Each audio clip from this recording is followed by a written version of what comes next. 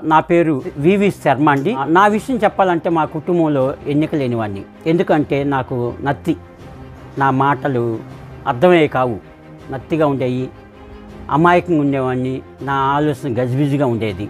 కాబట్టి నేను ఇంట్లో గుర్తింపు లేనివాడిని. ఆ మ్యారేజ్లో అద్భుతం. మా నాన్న అక్కడ పోయిన తర్వాత మాట్లాడబాకుడు, అన్నీ నేనే మాట్లాడతా అని అన్నారు.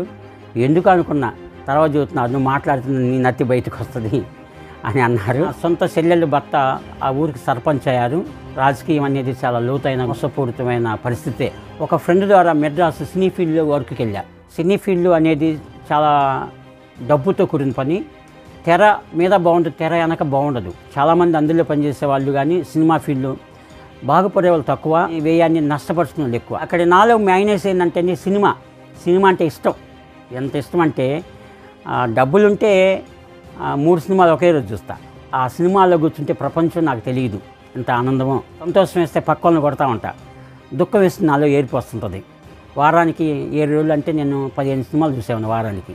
మా భార్య తిడతా ఉంటుంది, సినిమాలు చూస్తా, ఇల్లు పట్టదు, పని చేయవని అని ఉంటుంది. 3 గంటల సేపు సినిమాలో కూర్చోటం అంటే డబ్బు పెట్టి సమయాన్ని వేస్ట్ చేసుకోవటమే కదా. శివుణ్ణి ఎంత ఇష్టపడేవని 40 రోజులు దీక్ష పట్టి మాల వేసి శివాలయంలో ఉంటాం. కొన్ని ఆచారంలో ఉన్న ప్రతి ఒక్కళ్ళు ఏం చేస్తుంటే విలువైన దాచుకుంటారు. కానీ క్రైస్తవ జీవితంలో విలువైనది ఏంటంటే రక్షింపబడిన ప్రతి ఒక్కళ్ళు కూడా ఇతరుల రక్షణ కొరకు ప్రార్థన చేస్తారు. ఇలాంటి ఇంట్లో నువ్వు ఆ భక్తి పెట్టి ఆ పీఠమని ఆ రుద్రాక్షలన్నీ ఏందండి అని అంటే, మరి నేను పిరుకొని అమాయకుడిని అయినా లోకంలో ఉన్నాను కాబట్టి లోకం అనే రోషం నాలో ఉంది. అదేని స్వామి, నా ఇష్టము, నేను ఇల్లు అద్దె కడుతున్నానని గట్టిగా మాట్లాడారు. యేసుప్రభువే దేవుడు అండి, మన కోసం ప్రాణం పెట్టారని చెప్పారండి. అంతా చంపారంట. అతను కాపాడుకొని లేనివాడు ఆయన దేవుడని దేవుని యేసుప్రభు పట్ల నాకు తక్కువ అవగాహన ఉండేది. నేను కూడా క్యాంప్ పెట్టేవాళ్ళు, RSS విశ్వ హిందూ పరిస్థితులు క్యాంప్ పెట్టి నేను పోయేవాడిని. అక్కడ ఉద్యోగంగా ఉండేది. ఆ వాక్యం నా హృదయాన్ని తాగటం, ఒక నెమ్మది కలుగజేయటం, అదొక ఆనందం, పిచ్చి ఆనందం. నేను ఒకప్పుడు అనుభవించాను అలాంటి ఆనందం ఉన్నాను. మా ఊరి నుంచి ఏం చేశానంటే ఒక 25 కిలోల బ్యాగులో వంట సామాను, ఒక సంచిలో బట్టలతో వచ్చాయి హైదరాబాద్కి. ఒక స్థలం కొనుక్కోవడానికి దేవుడు సహాయం చేశారు. ఆ స్థలానికి మరి 4 అంతస్తులు కట్టుకోవడానికి అవకాశం ఇచ్చారు. ఆ చేతి పని దీవించి నా దగ్గర 10 మంది పని వాళ్ళు చేస్తానికి దేవుడు నన్ను అభివృద్ధి పరిచారు. ఎన్నిటికీ నేను చెప్తా దేవుడే అని చెప్తా. ఎలీషా ఏలి అనే యూట్యూబ్ ఛానల్ని మీరు దాన్ని దర్శిస్తే మీకు అందులో పాటలు ఉంటాయి. మీరు సబ్స్క్రైబ్ చేయడం వల్ల మీకు అప్డేట్స్ వస్తూ ఉంటాయి అప్పటికప్పుడు. ప్రభు పేరట అందరికీ వందనాలండి. ఈరోజు హైదరాబాద్ పట్టణానికి రావడం జరిగింది. మన ఆధ్యాత్మిక జీవితాలను, విశ్వాసాన్ని బలపరిచే ఓ చక్కని సాక్ష్యాన్ని సేకరించుటకు ఈ ప్రాంతానికి వచ్చాము. లోకానుసారంగా మాట నైపుణ్యత, చదువు, జ్ఞానము లేని ఈయన ఇంతగా ఆశీర్వదించబడడానికి గల కారణాలు దేవునిపై ఆయనకున్న బలమైన విశ్వాసము, ప్రేమ, యథార్థత ఈ శర్మ గారు అనే వ్యక్తిని అత్యధికంగా ఆశీర్వదించబడే వ్యక్తిగా మార్చాయి. ఒకసారి ఆయన ఎలా రక్షించబడ్డారు, వారు ఎలా దేవునిలో ఇంతటి స్థితి. ఒకప్పుడు హైదరాబాద్ పట్టణానికి ఒక గోనె సంచిలో తమ సామాన్లను తీసుకుని వచ్చిన వ్యక్తి ఇంతటి చక్కగా ఆశీర్వదించబడిన వ్యక్తిగా మార్చబడడానికి ఆయన ఎలా భక్తి జీవితాన్ని కొనసాగించారు, ఒక 10 మందికి ఆయన పనిచ్చేవారిలాగా ఎలా మారారు అనేది వారి మాటల్లో మనం తెలుసుకుందాము. అందరికీ మరోసారి వందనాలండి. మరి నా జీవితంలో జరిగిన సాక్ష్యం, నేను దేవుడు చేసిన అద్భుతాలు వివరిస్తానికి నాకు సమయం ఇవ్వబడింది. దీనికి ఏర్పాటు చేసిన దైవజనులను బట్టి దేవుని నామాన్ని మహిమపరుస్తున్నాను. కీర్తన గ్రంథం 66 అధ్యాయము 16వ వాక్యం. దావీదు పలుకుతున్నారు. ఆ మాటలు ఏమని పలుకుతున్నారు? దేవుని యందు భయభక్తులు గలవారారా, మీరందరూ వచ్చి ఆలకించుడి. ఆయన నా కొరకు చేసిన కార్యములను వినిపించేదను. మనమందరం కూడా దేవుడి ప్రణాళికలో ఈ భూమి మీదకి వచ్చిన వాళ్ళమే. వచ్చినప్పుడు యథార్థంగా ఉన్నాం, కానీ తర్వాత నానా విధాలుగా మనము తప్పిపోయి ఉన్నాము. తప్పిపోయిన వాళ్ళం మళ్ళీ సరి చేసుకుంటున్నాము. కాబట్టి మరి నా జీవితంలో కూడా అలాంటి విషయాలు జరిగినాయి. నా పేరు వివి శర్మ అండి. వివి అంటే వి అంటే వల్లూరి, ఇంకొక వి అంటే వీరాంజనేయ, శర్మ. ఈ పేరు ఎట్లా వచ్చిందంటే, నేను కడుపులో ఉన్నాగా మా నాన్న, మా తాతయ్య పలాని పేరు పెట్టాలని మొక్కుకున్నారంట దేవునికి. మా నాన్న ఆంజనేయ స్వామి పేరు పెట్టాలని మా తాతము వెంకటేశ్వర స్వామి పేరు పెట్టాలని అనుకున్నారంట. కాబట్టి పంతులు గారి దగ్గరికి పోతే రెండు కలిసేటట్టుగా వీరాంజనేయ వి శర్మ శ్రీనివాస బాలాజీ అంటే శర్మ, కాబట్టి రెండు పేర్లు కలిసేటట్టుగా వీరాంజనేయ శర్మని పెట్టారు. మా అమ్మ అయితే నన్ను శర్మ అంటుంది, ఇంకా అదే పేరు వచ్చింది, శర్మ అని అంటారు. నేను మా అమ్మకి నాన్నకి పెద్ద కుమారుణ్ణి. నా తర్వాత 6 సంతానం. మాది ధనికుల కుటుంబం కాదు. ఒక రకంగా చెప్పాలంటే మా నాన్న కడుపులో ఉండగానే వాళ్ళ అమ్మగారు చనిపోయారంట. చనిపోతే వాళ్ళ అమ్మ వాళ్ళ అక్కయ్య మా నాన్న పెంచుకున్న ప్రేమ ఉంటుంది కాబట్టి ఆయన ఒక్కడిని పెంచుకున్నాను. 10 మంది పుట్టించాలని మా నాయనమ్మ మా అమ్మకి ఆపరేషన్ లేకుండా పిల్లలు పుట్టాలని ఆశ కలిగింది. అట్లాగనే 8 మంది పిల్లలు పుట్టారు.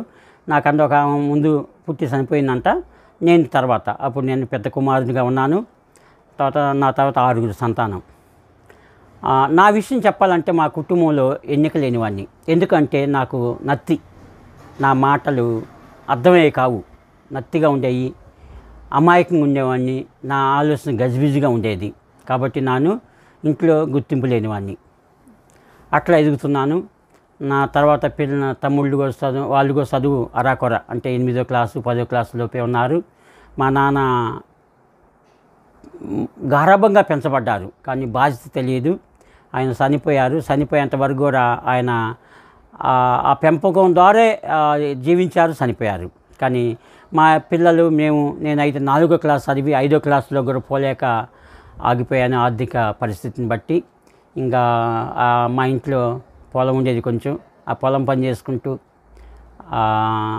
మరి ఉన్నప్పుడు మా నాయనమ్మ మా పెద్ద మనల్ని ఎట్లా బతుకుతారని ఏదన్నా పని నేర్పియాలని నన్ను మిషన్ కాడికి పంపించారు. మా ఊళ్ళో మాది గుంటూరు జిల్లా నర్సరావుపేట పక్కన రాయిపాడు, ఆంధ్రప్రదేశ్. ఆ ఊళ్ళో ఒక కుంటంతయ్య అని ఆయన కుంటికాలు ఆయన మిషన్ కుడతారు, ఆయన దగ్గర పంపించారు నన్ను. ఆయన దగ్గర నేర్చుకుంటూ ఆయన దగ్గర శిష్యరికం చేస్తూ ఆయన చెప్పిన పని చేస్తూ అట్లా కొనసాగుతున్నాను. నా వయసు అప్పుడు 19 సంవత్సరాలు, 19 నుంచి 21 దాకా అక్కడే ఉన్నాను. ఆ తర్వాత మరి పని నిమిత్తంగా నర్సరావుపేట వెళ్ళాను. ఆ తర్వాత విజయవాడ కూడా వెళ్ళాను, అక్కడ నేర్చుకున్నాను. తర్వాత అదేవిధంగా ఎదుగుతున్నాను. ఇంకా నా పెళ్లి వయసు వచ్చిందని మా నాన్న పెళ్లి చేయడం జరిగింది. అప్పుడు దాకా నాకు భక్తి తెలియదు. ఆ చేసే పని చేసుకుంటూ మా నాన్న చెప్పింది వినుకుంటూ నేను కొనసాగేవాడిని. తర్వాత నేను వచ్చిన తర్వాత మా ఊళ్ళో కూడా సొంతగా ఒక టైలరింగ్ షాపు ఓపెన్ చేసి పెట్టాను, ఒక కౌంటింగ్లో. అక్కడ మిషన్ కుట్టుకుంటూ మా ఇంటికి వచ్చేవాడిని. మధ్యలో రామాలయం ఉండేది, నాకు భక్తి అని ఉండేది. కానీ అక్కడికి పోయి దండం పెట్టాలని అనుకుంటా. నేను దండం పెడుతున్నా కానీ అటు చూస్తా, నాకు అదే చూస్తా, అదొక సిగ్గు నాకు. అలాంటి భక్తి పరుని నేను. హిందూ ఆచారంగా ఉన్నా కానీ భక్తి లేదు. కానీ దేవుడు ప్రణాళికలో ఉన్నా కాబట్టి అనేక కష్ట నష్టాల్లో కూడా దేవుడు నన్ను వాటికి బలి కాకుండా కాపాడుతూ వచ్చారు. 25 సంవత్సరాల వయసు నా మ్యారేజ్ అయింది. మ్యారేజ్ అయిన తర్వాత మ్యారేజ్లో అద్భుతం. ఎందుకంటే నాకు ఎలాంటి భార్య వస్తుందో అని నాకు ఒక ఆలోచన ఉండేది. మా నాయనమ్మ కూడా మా పెద్ద మనవరికి పెళ్లి చేయాలని ఉండేది. అట్లా కొనసాగుతున్న టైంలో మా నాన్న ఒక వేరే ఊరు మాచర్ల ఆ అమ్మాయి రావటం జరిగింది. మా నాన్న అక్కడికి పోయిన తర్వాత నాన్న మాట్లాడబాకురా, అన్నీ నేనే మాట్లాడతా అని అన్నారు. ఎందుకు అనుకున్నా, తర్వాత చూస్తున్నారు, నువ్వు మాట్లాడుతున్న నీ నత్తి బయటకు వస్తుంది అని అన్నారు.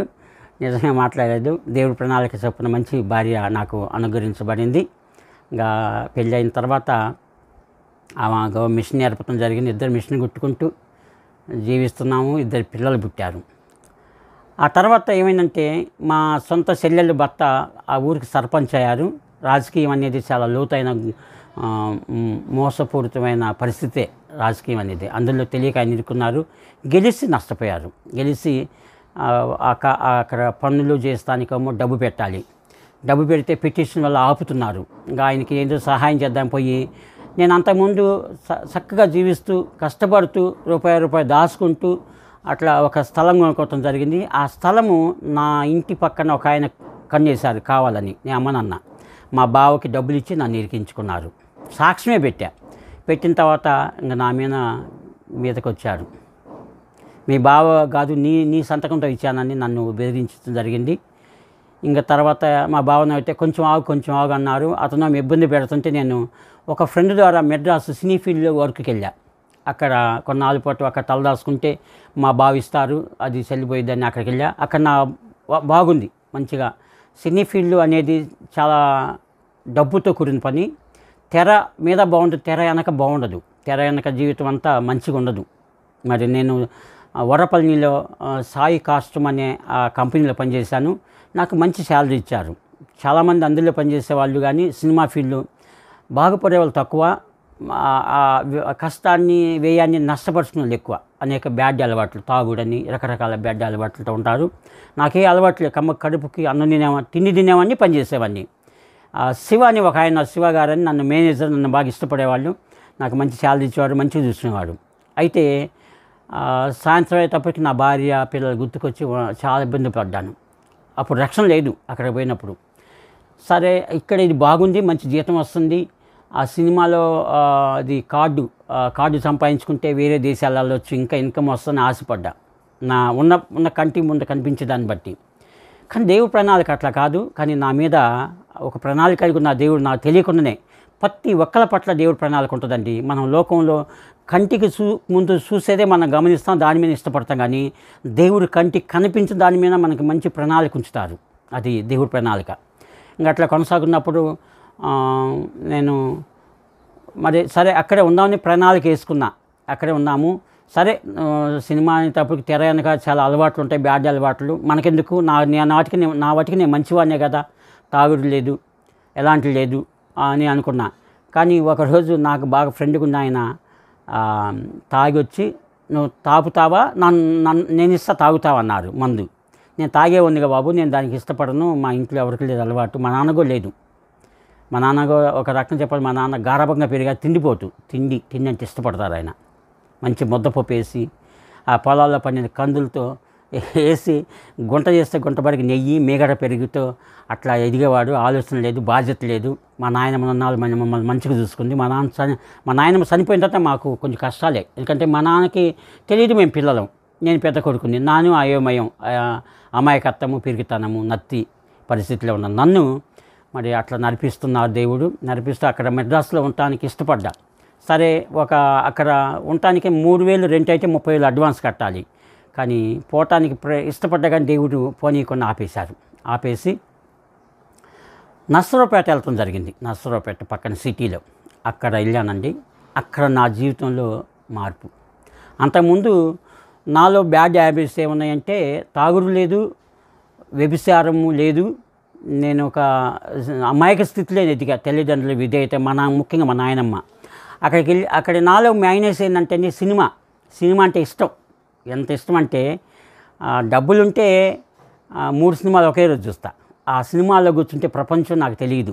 ఎంత ఆనందమో, కోపం వస్తుంది, సంతోషం వేస్తే పక్కలను కొడతా ఉంటా, దుఃఖం వేస్తే నాలో ఏడుపు వస్తుంటుంది. వారానికి 7 రోజులు అంటే నేను 15 సినిమాలు చూసేవాను వారానికి. మా భార్య తిడతా ఉంటుంది, సినిమాలు చూస్తా, ఇల్లు పట్టదు, పని చేయవని అని ఉంటుంది. కానీ నాకు హ్యాబిట్, అదిగో హ్యాబిట్ మంచిది కాదు. 3 గంటల సేపు సినిమాలో కూర్చోటం అంటే డబ్బు పెట్టి సమయాన్ని వేస్ట్ చేసుకోవటమే కదా, నాకు తెలియదు. అందుకే హ్యాబిట్ ఉన్న ప్రతి ఒక్కరు కూడా దానిలో మంచి చెడు అర్థం కాదు, కానీ వాళ్ళు ఇష్టమైనట్టే పోతుంటారు. నిజమే, దానికి మార్పు రావడానికి ఒక సమయం ఉంటుంది. ప్రతి ఒక్కళ్ళ మార్పు ఉంటుంది, మంచి మారుతారు అని నేను నమ్మాను. ఆ తర్వాత నర్సరావుపేట వెళ్ళినప్పుడు అప్పుడు నేను ఇప్పుడు నష్టపోయిన తర్వాత మా బావ ద్వారా నష్టపోయిన తర్వాత నాకు దాచుకున్న డబ్బులతో కొన్న స్థలము కూడా అది అమ్మేసి వాళ్ళకి నేను ఖర్చు పెట్టకపోయినా, నేను తినకపోయినా, ఏ రోగానికి వాడుకోకపోయినా ఆ డబ్బు మా బావకి అడ్డం ఉన్నందుకు ఆ స్థలం అమ్మి అది కట్టాను. కట్టిన తర్వాత అందరికీ నేను పగైపోయాను. ఎవరు నన్ను కనీసం నా ఇంటికి కూడా రావట్లా. అప్పుడు చివరికి ఇంట్లో నెట్టిపోయినప్పుడు ఆ మిషన్ కుట్టే గదిలోనే ఉండేవాళ్ళం. ఇక్కడ ఎందుకని ఊరు నర్సరావుపేట వెళ్తాం జరిగింది. అక్కడ ఆ ఇంటికి 600 రూపాయల్లో ఒక ఇల్లు దొరికింది. ఇప్పుడంటే 2000 సంవత్సరంలో 1999 డిసెంబరు 31 నైటు మా ఊరి నుంచి 2000 ఎంట్రన్స్లో ఆ ఊరు వెళ్ళాము, నర్సరావుపేట. ఆ ఇల్లు ఎవరిదంటే బత్తుల శ్రీనివాసరావు అనే ఒక వ్యక్తిది. ఆయన పని ఏంటంటే పెయింట్ పని చేస్తారు. కానీ అన్ని అష్టవ్యసనాలు ఉన్న వ్యక్తి, అన్ని రకాల చెడ్డ అలవాట్లు ఉన్న వ్యక్తి. ఆ ఇంట్లోకి వెళ్ళాం. ఆయనకి ఒక పెళ్ళయింది, భార్య, 3 పిల్లలు, వాళ్ళ అమ్మ ఉండేది. సరే, ఇంకా మాకు సెంటర్లో ఇల్లు దొరికిందని ముందు పక్క ఒక గదిలో మిషన్ పెట్టి వెనక మేము వంట చేసుకుంటూ జీవిస్తున్నాం. అక్కడ మా పిల్లలు గవర్నమెంట్ స్కూల్కి వెళ్ళేవాళ్ళు. అట్లా నా జీవన ఉపాధి ఉంది. అంతకుముందు ఏం జరిగింది, ఒక సన్నివేశము, మా బాబు రోడ్డు మీదకి వెళ్ళారు పిల్లల సామాసంతో. రోడ్డు మీద పోయారు. మరి ఎట్లా సంథింగ్ మిస్టేక్ జరిగిందో, ఆ పెద్ద లారీ 12 చక్రాల లారీ వస్తుంటే, 10 చక్రాల లారీ వస్తుంటే ఆ లారీ కిందకి వెళ్ళారంట. ఆ లారీ వెళ్ళిపోయింది, మీదకి వెళ్ళిపోయింది. అదృష్టం అనాలి, కాదు దేవుడి ప్రణాళిక అనాలి. ఆ లారీ పోయేంతవరకు కిందే ఉండిపోయారంట. లారీ పోయిన తర్వాత దొల్లుకుంటే పక్కకు వచ్చారంట. ఏమి దెబ్బ తగల. కానీ నాకు కబురు ఇచ్చినప్పుడు ఏం జరిగిందో చాలా పెద్ద కుమారుడు భయపడ్డాను. అక్కడికి పోతే ఏమి తగలేదు, కొంచెం గీసకపోయిందండి. నాకు ఇంత చేసిన దేవుడు అనేవాడు ఉన్నారు. శివుణ్ణి ఎంత ఇష్టపడేవాడిని, శివ భక్తి చేయాలని, శివ 40 రోజులు దీక్ష తీసుకోవాలని, నిష్టగా ఉండాలని మరి ఒక గురుస్వామి కలవటం జరిగింది. ఆయన మంచిదండి, మీ ఆలోచన మంచిది, నీకు ఎన్నో అద్భుతాలు దేవుడు తప్పించారు, నష్టాలు తప్పించారు. మరి నువ్వు 40 రోజులు దీక్ష చేస్తే నీకు బాగుంటుందని చెప్తే ఇంకా 40 రోజులు దీక్ష పట్టి మాల వేసి మరి శివాలయంలో ఉండటం, లేకపోతే కొన్ని రోజులు నా భార్యని పుట్టింటి మమ్మీ వచ్చి నా ఇంట్లోని పూజ చేసుకోవడం జరుగుతుంది. అట్లా జరుగుతున్నప్పుడు నా ఇంటి ఓనర్ పరిస్థితి ఎట్లా ఉందంటే, వాళ్ళ అమ్మ పేరు సుబ్బమ్మ, భక్తుల సుబ్బమ్మ. ఆమెకి ఆరోగ్యం బాగలేదు. ఎన్ని మందులు వాడినా ఆమె తగ్గలేదండి. తగ్గకపోగా చాలా బాధకి గురి అవుతుంది. నేను చూస్తూ ఉన్నాను. వాళ్ళ అమ్మ నాన్న, వాళ్ళ కొడుకు కోడలు కూడా మా అత్తయ్యకి ఈ అనారోగ్యం తగ్గొద్దు అని వాళ్ళు బాధగా ఉన్నారు. ఎన్నో మందులు వాడారు. కానీ వాళ్ళైనా తల్లిదండ్రుల మీద ప్రేమ ఉంటాయి కాబట్టి చూస్తున్నారు. అయితే ఆ సుబ్బమ్మ అనే ఆమెకి ఎవరో ఒకరు చెప్పారంటమ్మా, నువ్వు యేసుప్రభు మందిరానికి వెళ్ళి ప్రార్థన చేయించుకోమ్మా, దేవుడిని తగ్గిస్తారన్నారంట. అన్నప్పుడు ఆమె ఏం చేసిందంటే నిజంగా వెళ్ళింది. వారం రోజులు వెళ్ళింది. వారం రోజులకల్లా ఆమెలో ఉన్న అస్వస్థత అద్భుతంగా తగ్గి మంచి ఆరోగ్యవంతురాలైన తర్వాత ఆమె గురించి మంచి జరిగింది, సంతోషం.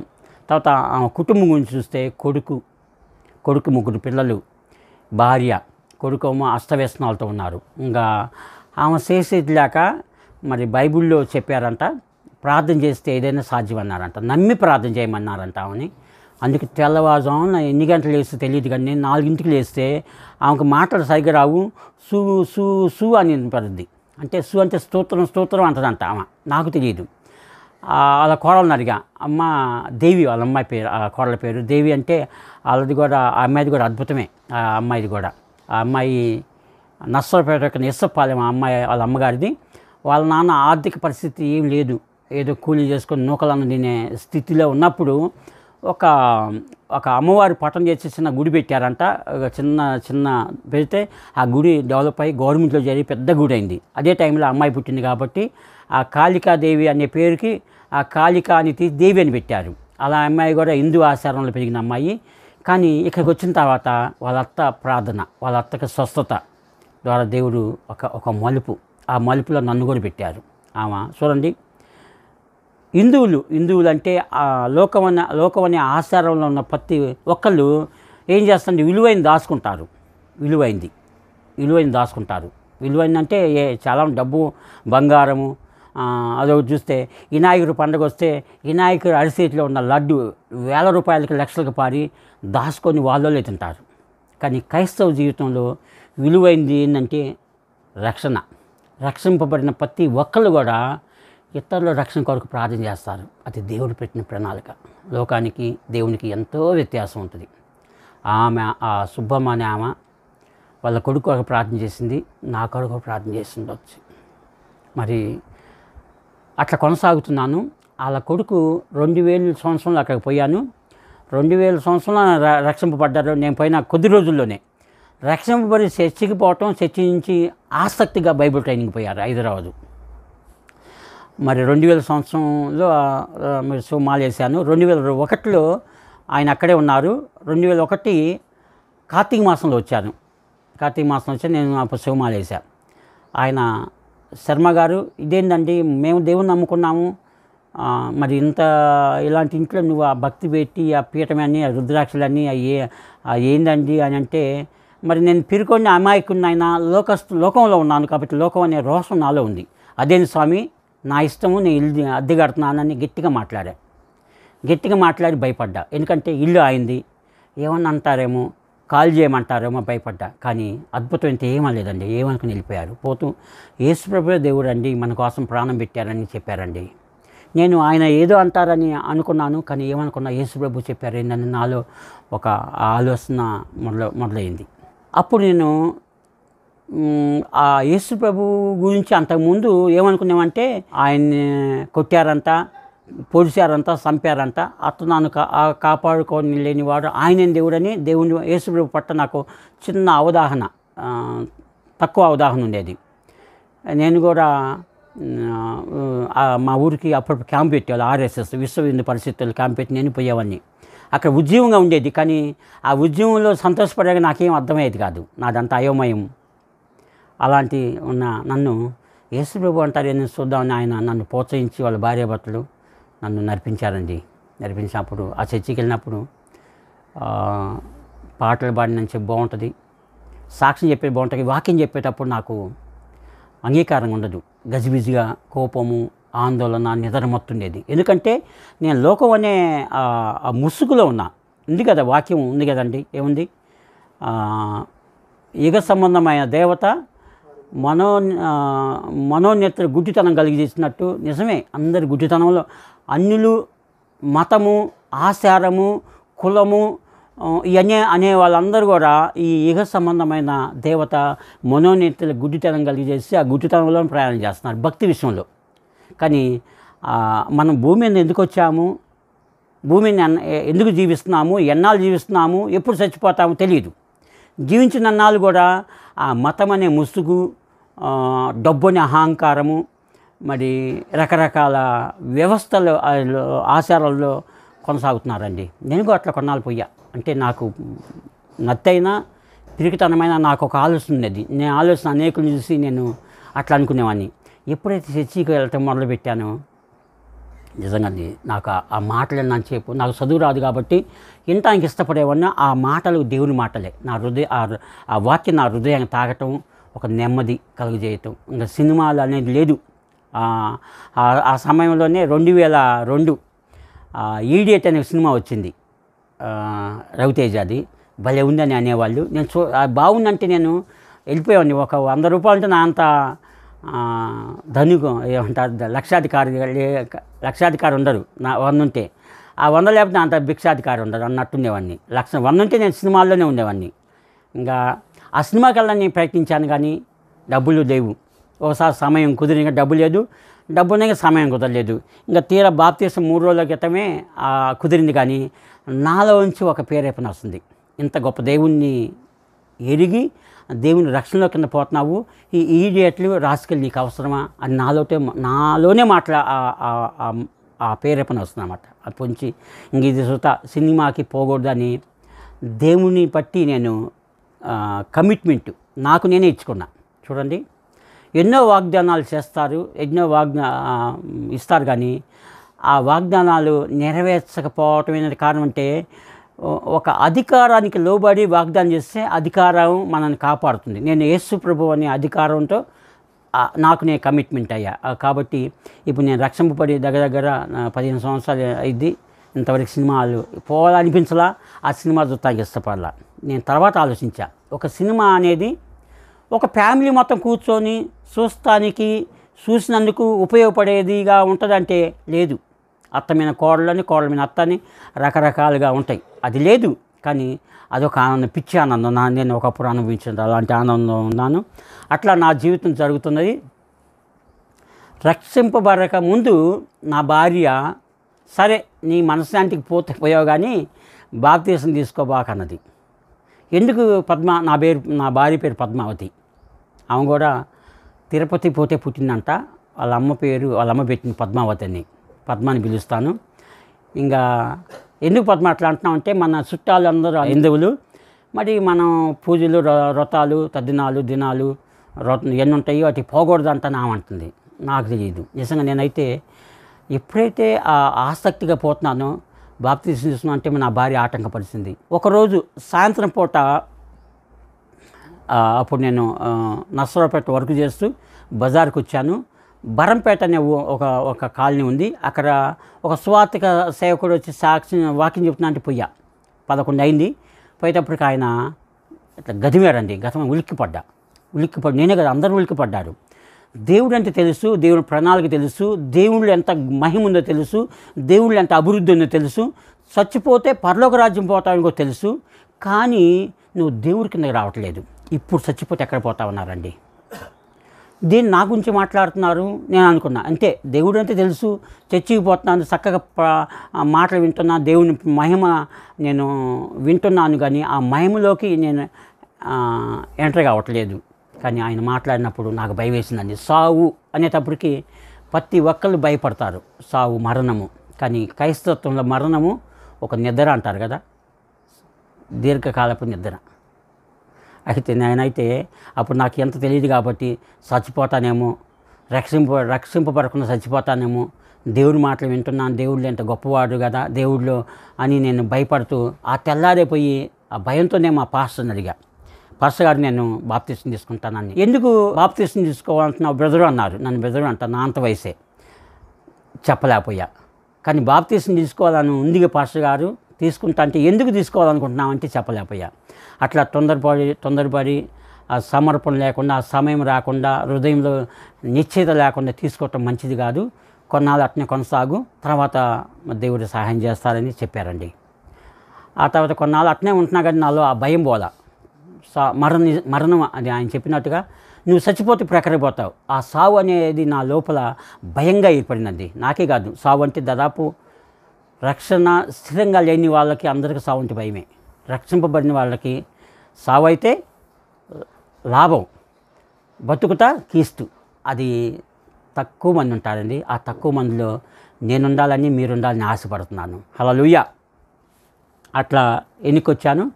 ఆ భయాన్ని భయము నన్ను భయపెడుతూ ఉండగా 2-3 రోజులు ఆగి మళ్ళా పోయేటప్పటికి, సరే బ్రదరు, నువ్వు మళ్ళా వచ్చి బాప్తిసం అన్నావు, నీ బాప్తిసం ఇకపోతే నేను కరెక్ట్ కాదు, నేను నీకు 3 రోజులు బాప్తిసం మీటింగ్లు పెడతా, అటెండ్ అవ్వన్నారు. సరే అన్నాను. 3 రోజులు వెళ్ళాను.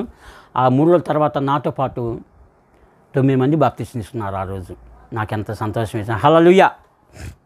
రక్షింపబడిన తర్వాత ఎక్కడికి పోయినా శర్మ అని అనగానే బైబిల్ నా చేతిలో కనపడుద్ది.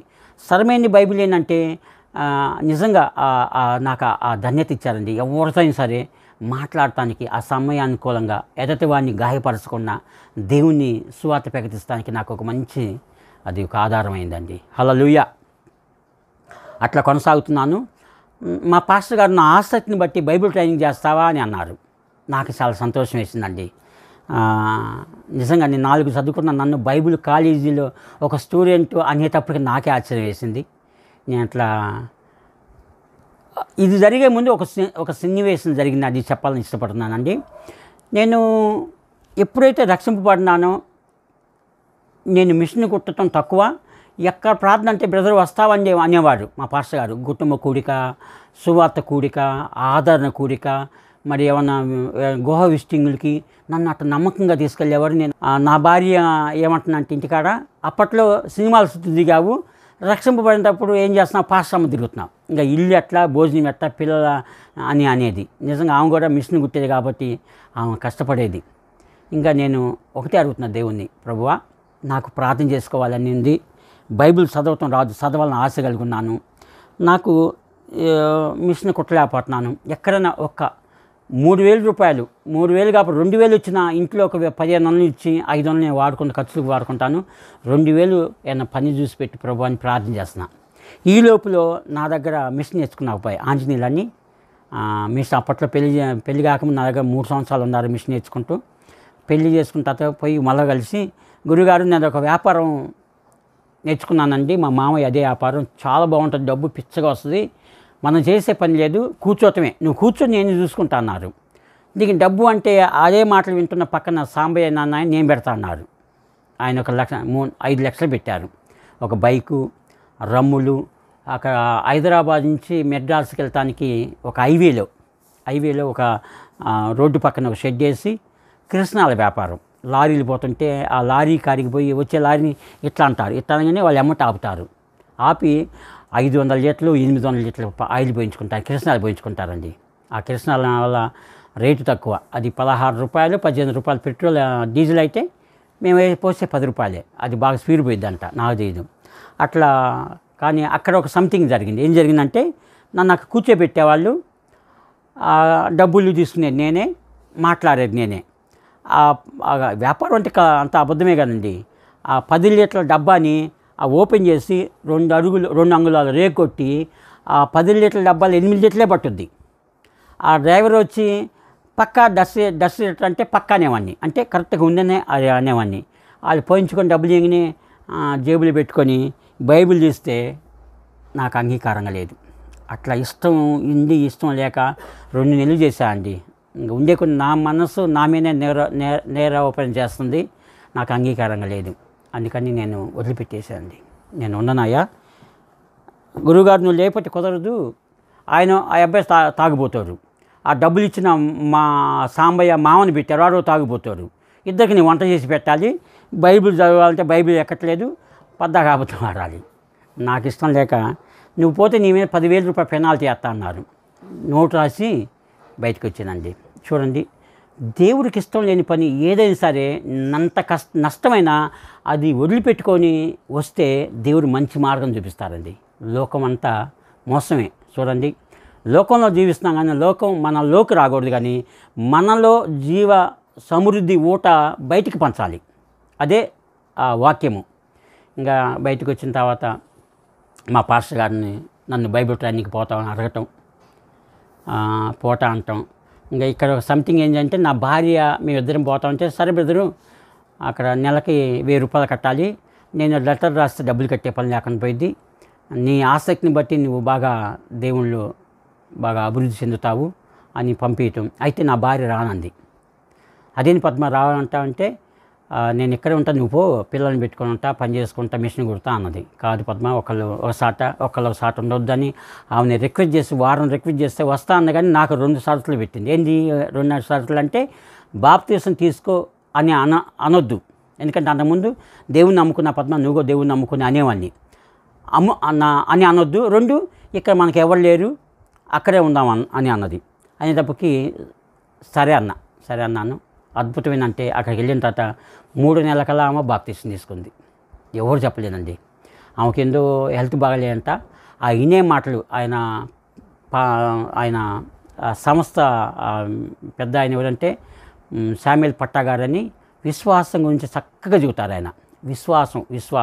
విశ్వాసమే దేవుడిలోకి వెళ్ళటానికి ఒక మూల బేస్. ఆ విశ్వాసం గురించి చెప్తే ఆమెకి హెల్త్ బాగోపోతే ఆ విశ్వాసంతో నమ్మటం జరిగింది. నమ్మిన తర్వాత ఆ నమ్మకం ప్రకారం మంచి జరిగింది. నేను బాప్తీసం తీసుకుంటా అని అనుకున్నంట, బొట్టుగో తీసేస్తా అని అనుకున్నంట. నేను బొట్టు తీయమని ఎప్పుడు చెప్పను, ఎందుకంటే బైబిల్లో ఉంది కదా, పైన కనిపించే అలంకరణ కన్నా ఆత్మీయ అలంకరణ బెస్ట్గా ఉండాలి, అంటే గొప్పగా ఉండాలి.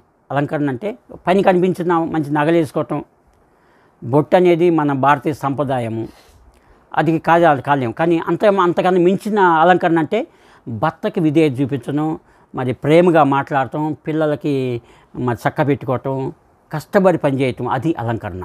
అదే బైబిల్ చెప్పేది కూడా. సరే ఆమె బొట్టు తీసేసింది. అట్లా కొనసాగుతున్నాము. మా పాస్టర్ గారు వచ్చినప్పుడల్లా ఎప్పుడైనా 100, 200, 150 ఇస్తుంటారు. ఆ డబ్బులే గొప్పగా వాడుకునేవాడిని. ఎందుకంటే నాకు ఇంకా మా ఇంటికా నుంచి నెట్టివేశారు. నేను ఉన్నాను కూడా ఒక్కసారి కూడా నా గురించి అనుకున్నారు నాకు తెలియదు. నేనైతే రక్షణ పడిన తర్వాత మా పాస్టర్ గారి ద్వారా అక్కడికి వెళ్ళిన తర్వాత ప్రతిరోజు క్రమం అంటే క్రమమే 5:15 లెగవాలి, 5:30 కల్లా కాలకుత్యాలు అంటే బాత్రూమ్కి వెళ్ళి అంత రెడీ ఫ్రెష్ అప్ అయ్యి 5:30కి గ్రౌండ్కి రావాలి. 5:30 నుంచి 6:30 వరకు గంట సేపు వాకింగ్ ప్రేయర్ చేయాలండి. నేనైతే వాకింగ్ ప్రేయర్లో నన్ను పంపించిన మా పాస్టర్ కొరకు, మా తల్లిదండ్రుల కొరకు, మా తమ్ముళ్ళ కొరకు ప్రార్థన చేసేవాడిని అండి, నా భవిష్యత్తు కొరకు. ఎందుకంటే ప్రార్థన చేసి సైతం స్తుతించడమే నా పని. ఎంత ఆనందం ఉందో అక్కడ. లోకంతో సంబంధం లేదు, టైంకి అన్నం పెడతారు, అది ఏ అందమైన కానీ ఆనందంగా ఉంటుంది అట్లా కొనసాగే అన్న సంవత్సరం. ఆ తర్వాత ఆ బైబిల్ ట్రైనింగ్లో అయిపోయే ముందు ఒకసారి ఒక వారం ముందు నాకు ఒక చర్చిలో 2TS చేస్తున్నాను. ఆ పాస్టర్ గారు పిలిచి, స్టీవెన్ నువ్వు ఎందుకు కుందేలాగా ఉరికెత్తుతావు సార్, నేను ఉరికెత్తి పని చేసావు, నాకు ఎంత ఇష్టం.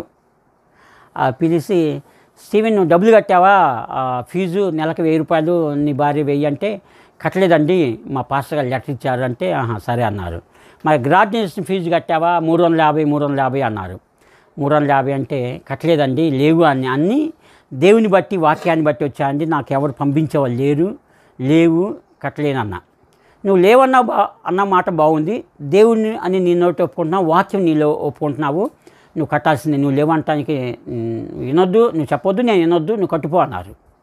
నా దగ్గర ఆలోచిస్తే నా దగ్గర రూములో ఒక 50 రూపాయలు, నా జేబులో 20 రూపాయలు, 70 రూపాయలు ఉన్నాయి, మా పాస్టర్ గారు ఇచ్చిన డబ్బులే. ఇంకా ఎట్లా అని ఆలోచిస్తున్నా. అంట్లోకి మా పాస్టర్ వచ్చినామా, ఆయన భార్య మిల్లిన్ పట్టా గారు వచ్చి, ఏం స్టీవెన్ డ్యూటీ చేయకుండా నించున్న అయ్యగారి దగ్గర అంటే, అమ్మ నన్ను డబ్బులు కట్టమన్నారమ్మా, మరి నా దగ్గర డబ్బులు లేవమ్మా అని అన్న ఆయన అన్నది, అదేం డబ్బులు లేకపోవటం ఏంటి, నువ్వు బట్టలు కుట్టావు కదా, మీరు అంతకుముందు ఏం చేస్తావు స్టీవెన్ అంటే, బిస్ని కుడతా అంటే తెచ్చుకున్నాను. ఆర్ఫన్ ఉంది వాళ్ళకి, ఆర్ఫన్కి పిల్లలకు యూనిఫామ్లని, క్రిస్టమస్కి బట్టలు కుట్టా, దారాల బట్టికి 100-200 డబ్బులు తీసుకున్నామని, కుట్టుకులు తీసుకోవాలా, స్టిచ్చింగ్ ఛార్జ్ తీసుకోవాలా, నీ డబ్బులు నా దగ్గర ఉన్నాయి అందండి. నాకైతే ఎంత ఆనందం వేసిందో, ఏడుపు వచ్చింది ఆనందంతో.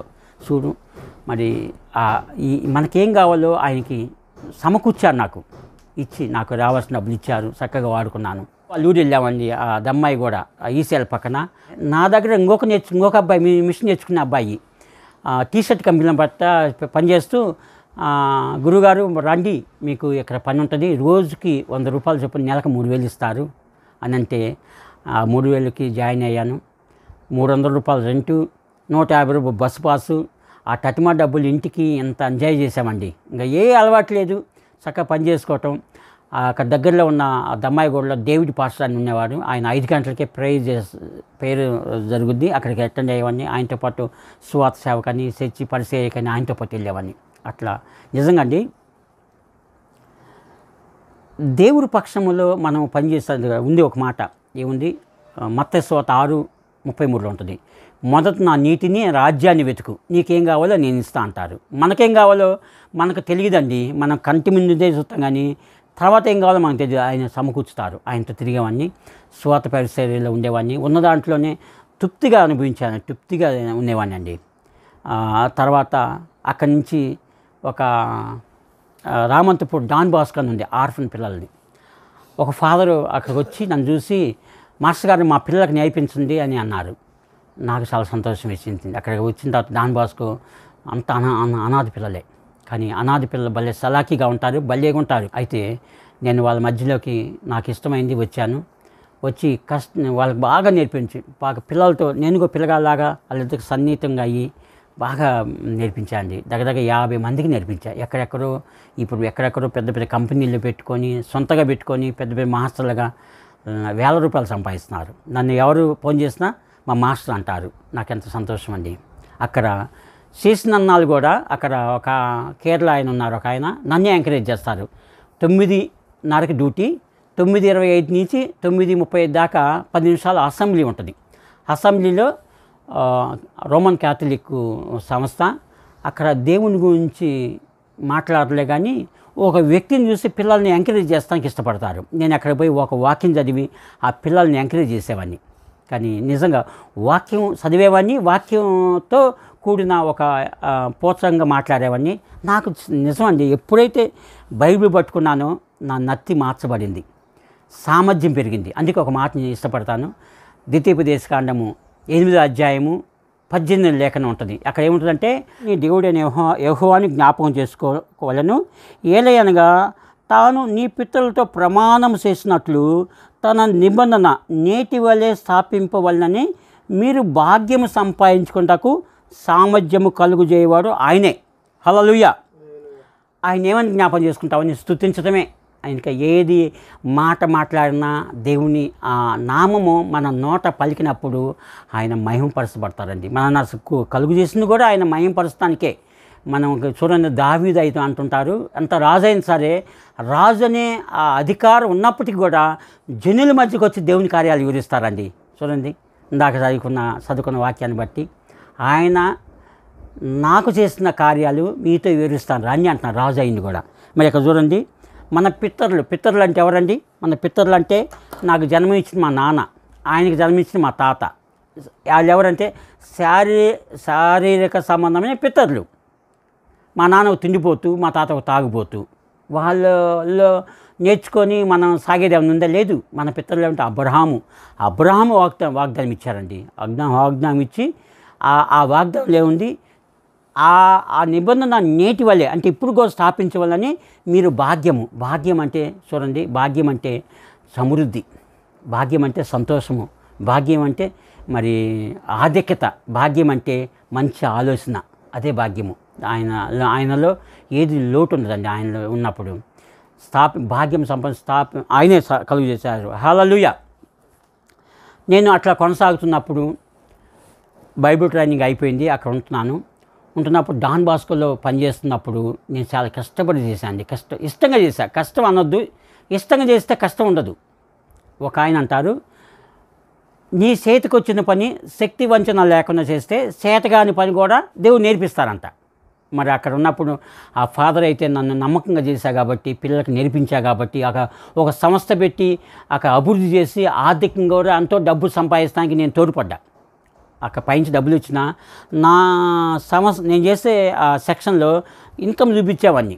నాకు మంచి 4,500 జీతం ఒప్పుకొని 5,000 ఇచ్చేవాడు. ఎంత సంతోషం నాకు. అప్పుడు ఖర్చులు పెరిగినాయి, 5,000 సరిపోక మళ్ళీ ఇంటికి వచ్చి పని చేసుకునేవాడిని. అది నాది. అక్కడ కరెక్ట్గా పని చేసేవాడిని. ఒకటండి, డబ్బులు సంపాదించడం తప్పులేదు. డబ్బులు మిగిలించాలంటే దేవుడి పని నెరవేరాలి. దేవుడి మాట నెరవేరాలి. దేవుడి ఇచ్చిన మాట ఏం పని? చూడండి, ఇక్కడ ఒక మాట చెప్పాలని ఆశపడుతున్నాను. చాలామంది కష్టపడుతున్నారు కానీ వాళ్ళ జీవితాల్లో అభివృద్ధి చూడలేకపోతుంటారు. ఎందుకు చూడలేకపోతుందంటే దేవుని చిత్తాన్ని నెరవేర్చరు వాళ్ళు. ఎందుకంటే డబ్బులు వేలల్లో వస్తున్నాయి, లక్షల్లో వస్తున్నాయి, మళ్ళీ వచ్చిన నెలకల్లా ఎంటీ అయిపోతున్నారు. ఎందుకు ఎంటీ అవుతుందంటే దేవుని కార్యాన్ని అక్కడ వాళ్ళు చూడండి, రోమిలకు రాసిన పత్రిక 11వ అధ్యాయము 16వ వాక్యము ఏముంటుందంటే, ముద్దలో మొదటి పిరికెడు పరిశుద్ధమైతే ముద్దంతా పరిశుద్ధమే అని రాయబడింది.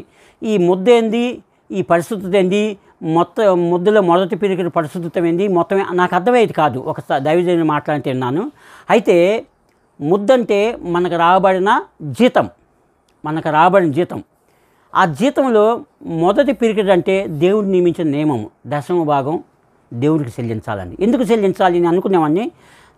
పాస్టర్ గారు సమృద్ధిగా ఉన్నారు, మంచి క్లాసుగా బట్టలు ఆడతారు, ఇంత కష్టపడి నాకు వచ్చే 4,000 నేను 4,450 ఆయనకి ఇవ్వాలా అనుకునేవాడు. నాకు పోడు. తర్వాత కొన్నాళ్ళు వాక్యం అర్థమైన తర్వాత ఆయన కాదు నేను ఇచ్చేది, దేవుడి మాటకి లోబడి నేను చేస్తున్నా. అది చూడండి, ఆదికాండంలో ఏముంది? ఆదికాండంలో ఒక మాట చెప్తా అండి. ఆదికాండం 3వ అధ్యాయం 17వ వాక్యంలో ఏముంటుంది? నీ భార్య మాట విని చేయవద్దన్న పని చేసావు కాబట్టి నీ నిమిత్తము నేల శపించబడింది అన్నాడు దేవుడు. హల్లెలూయా. ఆదాముకి ఏమిచ్చారు? చెప్పిన మాట అవ్వకు చెప్పాలి, ఆదాముకి చెప్పారు. సాతాను ఆదాముని మోసం చేయలేక అవదగపోయింది, అవని పట్టేసుకుంది, మాట తప్పించబడింది, మోసపోయింది. కానీ ఆదాము పక్కనే ఉన్నారో తెలియదు కానీ ఆదాముతో మాట్లాడుతున్నారు. నేను నీకు చెప్పిన మాట, నీ భార్య మాట ఉంది అక్కడ ఆదికాండము, నీవు నీ భార్య మాట విని తినవద్దని నేను నీకు ఆజ్ఞాపించిన వృక్షఫలము తింటివి కనుక నీ నిమిత్తము నేల శపించబడింది. చూడండి, మనం ఎవరైనా తప్పు చేస్తే ఆ తప్పు చేసిన వాళ్ళ మీద మన కోపం వస్తుందండి. దేవుడికి తప్పు చేసిన ఆదాము మీద కోపం రాదు. ఆదాము మీద ఒక ప్రణాళిక కలిగి ఉన్నారు. ఆదాముని అభివృద్ధి చెందించాలని, ఆదామును సంతతి పెంచాలని, ఆది దంపతులుగా ఉంచాలని ప్రణాళిక ఉంచారు. కాబట్టి ఆయన నిమిత్తము భూమి శపించారు. దేవుని మాట ఎప్పుడైనా తప్పిపోయిద్దా? భూమి శపించబడిందంటే శపించిన దాంట్లో మంచిగా వస్తుందా? లేదు. అందుకే ప్రథమ ఫలము 10వ భాగము ఎప్పుడైతే మనం చెల్లిస్తామో అది సమృద్ధి. నేనైతే అండి, నాకు ఎన్ని ఖర్చులు ఉన్నప్పటికీ ఆ జీతం రాగానే ఆ 10వ భాగం తీసి పక్కన పెట్టి దేవునికి సమర్పించేవాడిని.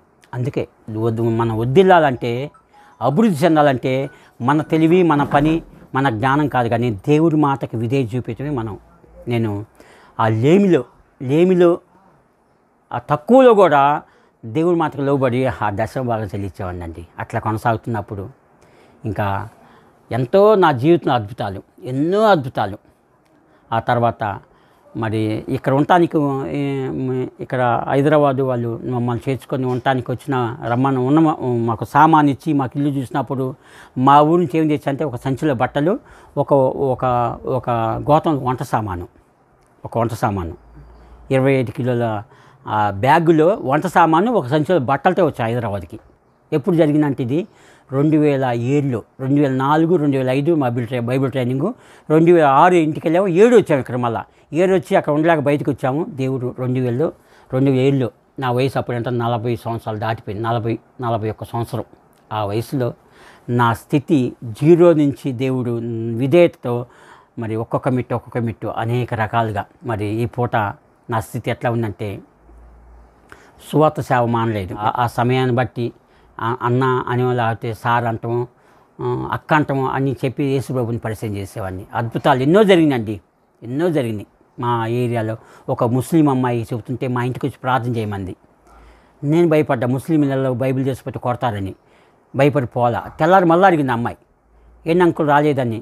అమ్మ ఎందుకమ్మా, మీరు ముస్లిమ్స్ కదా, ఎందుకంటే మా అత్తమ్మకి షుగరు బీపీ ఐలోకి వెళ్ళిపోయి మందులు పనిచేయట్లేదు, పనుకొని అంకుల్ ఎవరో చెప్పారు ప్రార్థన చేస్తే తగ్గుద్దంట అని చెప్పారు. నువ్వు యేసుప్రభు చెబుతుంటే నిన్ను పిలిచాను అంకుల్ అంటే చాలా సంతోషంగా నేను నా భార్య అక్కడ పోయి అమ్మ నాలో ఎలాంటి వైద్యం లేదు, నేనేం కాదు, నేను చెప్పే మాట నువ్వు నమ్మితే దేవుడు తగ్గిస్తారు. ఆ యేసుప్రభు వచ్చింది అందుకే, ఆ శ్రమలు పడింది అందుకే, ఆ దెబ్బలు కొట్టించుకున్నందుకే మన రోగాలు స్వస్థత.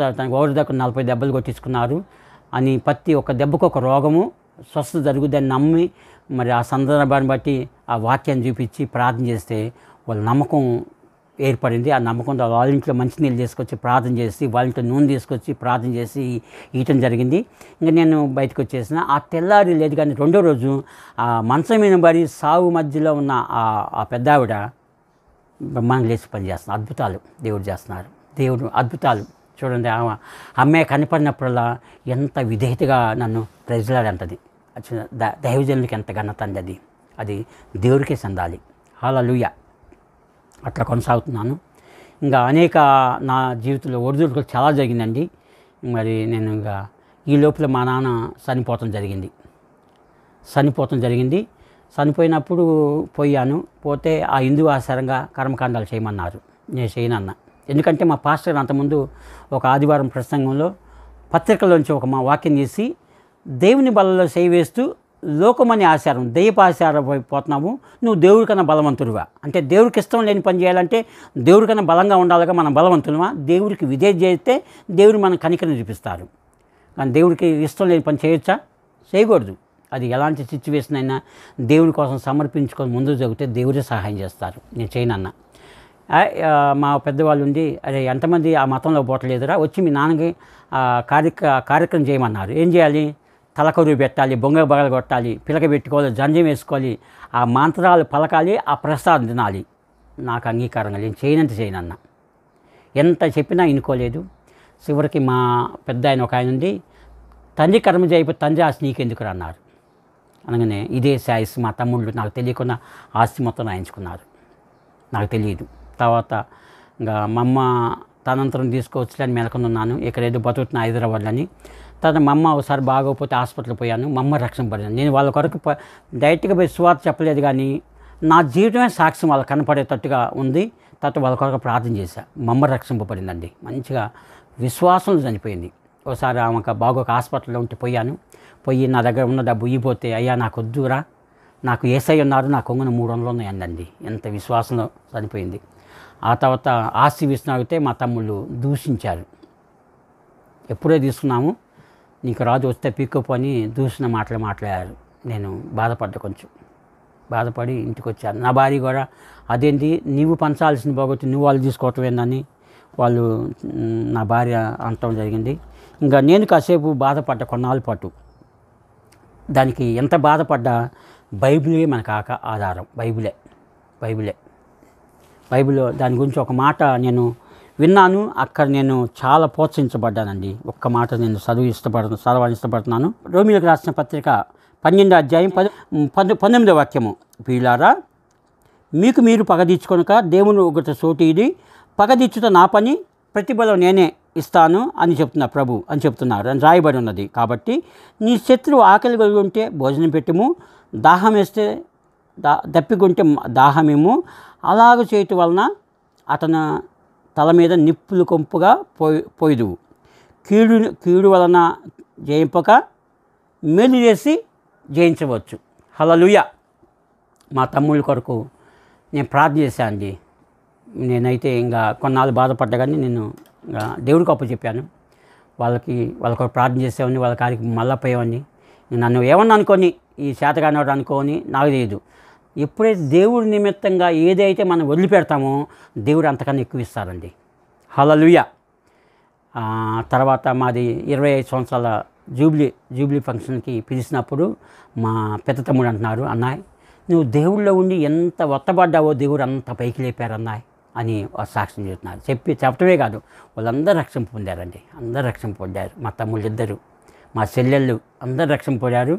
వాళ్ళు నా కొరకు సాక్ష్యం చెబుతారండి. అవును, మా పాస్టర్ గారు ఒకటే చెప్పారు, నువ్వు ఎక్కడికన్నా బ్రదర్, ఎంత పరిచయం చెయ్యి, ఎంత డబ్బు సంపాదించు, అది ఎంత రెండో భాగం. మొదటి భాగం ఏంటంటే నీ సాక్ష్యం కలిగి ఉండి అన్నారండి. అంటే నేనైతే నా సాక్ష్యం ఎక్కడికి వచ్చినా, నేను ఉన్న ఏరియా కూడా సాక్ష్యం కలిగి ఉంటాను. మరి ఏ అన్య ఆచారమైన భక్తి వచ్చినా నా దగ్గర రారు. ఎందుకంటే నేను వాళ్ళ కోపంగా గదవటం కాదు, కానీ నా ప్రవర్తన బట్టి వాళ్ళు నన్ను ఆటంకపరుస్తారు. మరి నా ఇంటి పక్కన ఒక ఆయన బెస్తాయన నరసింహని ఇల్లు కొనుక్కుంటా నన్ను బాగా ప్రేమగా ఉంటారు. నా ఇంటికి వచ్చారు 2 సార్లు, నేను లేను. అప్పుడు అటు వస్తుంటే అన్న లోపల రా అన్న అంటున్నారు. ఎందుకు తమ్ముడు అంటే, నువ్వు లోపల రా అన్న ఎంత సంతోషంగా పిలిచారే. ఆ సంతోషాన్ని బట్టి అట్లా పోయి ఇట్లా కాలు పైకితే లోపలికి పోకపోతే లోపల ఫుల్గా తాగుతున్నారు, తింటున్నారు. నాకు ఎత్తిన కాలు ఎమ్మటి తీసి, రేపు వస్తా తమ్ముడు మంచినీళ్ళు ఇచ్చి నాకు ఇచ్చినట్టే అని అన్నాను. కానీ ఆ లోపల తాగేవాళ్ళు తినాలో ఒక ఆయన సంసోన్ రెడ్డి అని ఒక ఆయన ఉన్నారు. అయ్యా ఇది పిలవబాక అయ్యా ఆయన రారని ఆయన సాక్ష్యం పలుకుతున్నారు. ఎంత సంతోషం అండి. హల్లెలూయా. మనం సాక్ష్యం కలిగి జీవిస్తే దేవుడే మనకు సాక్షిగా మనం నిలబెడతారండి. హల్లెలూయా. మరి ఆ సంచిలో బట్టలు ఒక గోతం వంట నన్ను ఇష్టంగా కష్టపడ్డా, కష్టం కాదు, దేవుడు సహాయం చేశారు, దేవుడి మాటకి లోపడ్డా. మరి కాబట్టి పూట మరి ఒక స్థలం కొనడానికి దేవుడు సహాయం చేశారు. ఆ స్థలానికి మరి 4 అంతస్తులు కట్టుకోవడానికి అవకాశం ఇచ్చారు. నా లారీ కింద పడి బతికిన అబ్బాయి బెంగళూరు చదువుతానికి దేవుడు సహాయం, నా చేతిని అభివృద్ధిపరిచారు. నా దగ్గర ఏముంది కొంచెం ఆ చిన్న పనిని, ఆ చేతి పని దీవించి నా దగ్గర 10 మంది పని వాళ్ళు చేస్తానికి దేవుడు నన్ను అభివృద్ధిపరిచారండి. దీనికి నేను ఒక చెప్పగలుగుతా. ఒకసారి టీషర్ట్ కంపెనీలో పనిచేసేటప్పుడు, ఆ టీషర్ట్ కంపెనీ సికింద్రాబాద్ ఉంటుంది. ఆ కంపెనీ ఓనర్ ఇల్లు లోటుకుంట నుంచి సికింద్రాబాద్ లోటుకుంట పోతున్నాను. ప్రతిరోజు అట్లా పొద్దున్నే పోవాలి, 8 అలా రావాలి, సాయంత్రం 6 దాకా పనిచేయాలి, నమ్మకంగా పనిచేయాలి. అయితే ఒకరోజు పోతుంటే సాయంత్రం పూట నాకు ఒక ఆలోచన వస్తుంది. ఈ కంపెనీ మానుకుంటే నేను నా పరిస్థితి ఏంది, నా జీవనోపాధి ఏందని నేను ఆలోచిస్తున్నా. నాకు చదువు రాదు, ఇక్కడ ఎవరు లేరంటే ఉన్నారు. ఒక ఆయన ఎవరంటే మా పిన్నమ్మ వాళ్ళు అల్లుడు ఉన్నారు. ఒకసారి పోతే ఇట్లా మానుకొని పని చేస్తున్నా బావా, ఏమన్నా సహాయం చేస్తావని మనసులో అనుకొని పోయా. అక్కడికి పోతే ఆయన లేరు, వాళ్ళ భార్య ఉంటే అన్నయ్య కూర్చొని మంచినీళ్ళు ఇచ్చింది. అంట్లో కొన్ని వచ్చారు. వచ్చిన తర్వాత బండి ఎక్కించుకొని తీసుకెళ్ళారు సెంటర్కి. సంతోషపడ్డా. పోగానే మంచిగా టిఫిన్ ఇప్పించారు, సాంబార్ ఇడ్లీ తిన్నాను. ఇంకేం కావాలంటే వద్దన్న. ఇల్లు అంటున్నారండి. అసలు ఎందుకు వచ్చావు అని ఏం అడగలేదండి. చాలా బాధపడ్డాను. డబ్బులు ఏమైనా కావాలంటే నిజమే ఆ రోజు 100 రూపాయలతో పోతే 100 అయిపోయినాయి, 100 ఇచ్చారు, పొమ్మన్నారు. కొంత బాధపడ్డా. చివరిగా ఆయన హెల్ప్ చేస్తే, ఆయన అన్నుడు హెల్ప్ చేస్తే నా వల్ల ఈయన నిలబడ్డారని పేరు ఆయనకు వచ్చేది. అది తప్పించాడు దేవుడు, నన్ను తెప్పించి నన్ను ఆ రోజు ఆ సికింద్రాబాద్ నుంచి లోతుకుంటూ పోతుంటే నేను ఆలోచిస్తున్నా, ఎక్కడికి పోవాలి, ఎక్కడ జీవించాలి, నా పరిస్థితి ఆలోచిస్తుంటే ఆ పోతుంటే పెద్ద 3 అంతస్తుల ఇల్లు ముంగట ఒక కారు చూస్తున్నాడు, గోసు పెట్టుకొని ఒక పనివాడు. కానీ ఇది మానుకోకపోతే అలాంటి ఓనర్ నమ్ముకొని నేను పనిచేయాలి కదా అని నాలో మనసు ఆలోచిస్తుంటే దేవుడు నా హృదయంలోంచి గద్దిస్తున్నారు. నువ్వు రాజులైన యాజక సమూహంలో ఒకరివి కాబట్టి నీ దగ్గరికి పని వాళ్ళు వస్తారు, నువ్వు అక్కడికి పని చేయాల్సిన పని లేదని నాకు ఆత్మలోంచి ప్రేరేపణ వచ్చిందండి. హల్లెలూయా. అది నెరవేరినది ఈ పూట. నేను నా దగ్గర 10 మంది వర్క్ చేస్తాను. నేను వర్కర్లుగా చూడను, సొంత వాళ్ళగా చూస్తాను, వాళ్ళకి పని నేర్పిస్తాను. నాకు అప్పుడు 3,000 జీతం ఇచ్చారు, కానీ నా దగ్గర పనిచేసి నా భార్య చేపిస్తుంది ఆడవాళ్ళ చేత. ఒక్కొక్కరికి 10,000 జీతం, 8,000 జీతం. చూడండి, మరి దేవుడు అంతా నా చేతుల్ని దీవించారండి. ఎన్నిటికీ నేను చెప్తా దేవుడే అని చెప్తా. దేవుడు కలిగిన మనము దేవుడి పక్షంలో కొనసాగితే దేవుడు మనకు దాచిపెట్టిన మేలులు ప్రతిరోజు అది ఇస్తారండి. అందుకే వాక్యం ఉంటుంది, నా ప్రియులు నిద్రిస్తుండగా వాళ్ళకి సమకూర్చుతా అంటున్నారండి. మనం నిద్రపోతున్నామంటే మన శారీరక సంబంధంగా రిలాక్స్ కోసం నిద్రపోతాం, ఆ నిద్రలోనే మనకి దేవుడు సమకూర్చుతున్నారు. చూడు, ఆదాముకి నిద్ర ముంచి ఆమె చక్కని భార్యను తీశారు. మనం ప్రతిది కూడా దేవుడి ప్రణాళికలో ఉండామండి. మరి ఈ మాటలు వింటున్న ప్రియమైన వాళ్ళారా, మీ అందరికీ వందనాలండి. దేవుడు పక్షపాతివాది కాదు. మనమందరం చూపిస్తాం పక్షపాతిని, ఈయన మా తమ్ముడు, మా మామయ్య కొడుకు, మా అత్త అని అంటాం, కానీ దేవుడి పక్షం ఆయనకి విధేయత. పుట్టిన మనం అందరం కూడా ఆయన విధేయతలు ఉంటే మనం అనేక మేళ్ళు అనుభవిస్తాం, ఆయన రాజ్యానికి వారసులు అవుతాం, పరలోక రాజ్యాన్ని మనం స్వతంత్రించుకుంటాం. నువ్వు రక్షణలో ఉన్నావా, స్థిరంగా ఉన్నావా, నీకు నువ్వే ఆలోచించుకో. అందరికీ వందనాలండి.